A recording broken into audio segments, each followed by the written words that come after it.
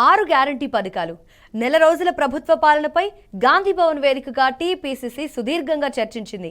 4 గంటల పాటు టీపీసీసీ విస్తృత స్థాయి సమావేశం జరిగింది. జిల్లాలో పార్టీ కార్యాలయాలు కట్టాలని మెజార్టీ నేతలు అభిప్రాయపడ్డారు.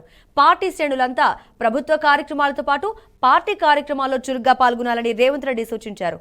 తొలుత పార్టీని గెలిపించిన కార్యకర్తలకు ధన్యవాదాలు తెలుపుతూ తీర్మానం చేశారు. మొత్తం 3 తీర్మానాలు చేశారు. పార్లమెంట్ ఎన్నికల్లో సోనియా గాంధీ తెలంగాణ నుంచి పోటీ చేయాలని తీర్మానించారు.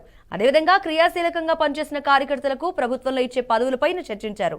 ఈ మేరకు ఏఐసీసీ లిస్టు తయారు చేస్తుందన్నారు. ఎన్నికల్లో సమర్థవంతంగా పనిచేసిన నేతలకు త్వరలోనే పదవులుంటాయని పీసీసీ చీఫ్ స్పష్టం చేశారు. గ్రామాల్లో ఇందిరమ్మ కమిటీలు ఏర్పాటు చేయనున్నామని పార్టీ అధ్యక్షుడు మల్లు రవి తెలిపారు.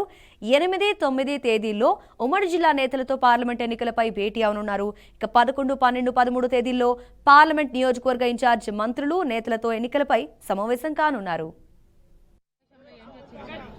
కాంగ్రెస్ పార్టీ రేపు రాబోయే పార్లమెంట్ ఎలక్షన్స్ కి సంబంధించితో పాటు ఈరోజు కాంగ్రెస్ పార్టీ కార్యకర్తలకు సంబంధించి నాయకులకు అందరికి కూడా మరి ప్రభుత్వం ఏర్పాటైన మా ప్రభుత్వానికి సంబంధించిన ముఖ్యమంత్రి గారు అందరం కూడా కృతజ్ఞతలు తెలియజేయడం జరిగింది.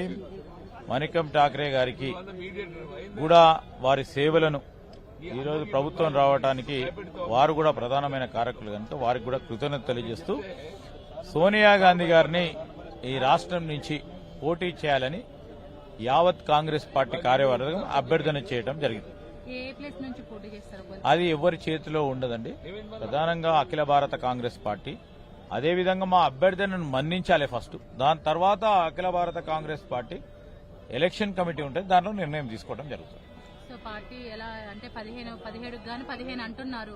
అంత క్యాడర్ ఉండింది ఆ ప్రశ్న పార్లమెంట్ లో కలవడానికి. కేటీఆర్ ఏమంటున్నాడంటే తెలంగాణ అంటేనే ముందు గుర్తొచ్చేది కేసీఆర్, పార్లమెంట్ కి వెళ్తాం, మా గళం వినిపిస్తాం, కాంగ్రెస్ బీజేపీ ఇప్పటికే చూపెట్టారండి. ప్రజలందరూ కూడా చూపెట్టారు మొదటి అసెంబ్లీలో.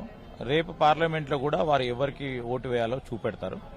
అనేక సందర్భాల్లో ఈ విధంగానే కేటీఆర్ గారు మాట్లాడటం గాని ఆ పార్టీ మాట్లాడటం జరిగింది.